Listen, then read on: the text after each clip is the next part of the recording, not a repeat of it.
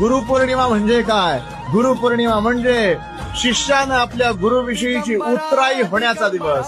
गुरुपौर्णिमा म्हणजे काय? गुरु आणि शिष्यामध्ये असलेला प्रेम व्यक्त करण्याचा दिवस. गुरुपौर्णिमा म्हणजे काय? आपल्या भक्तानं, आपल्या शिष्यानं आपल्या गुरुच्या चरणी अखंड नतमस्तक होण्याचा दिवस.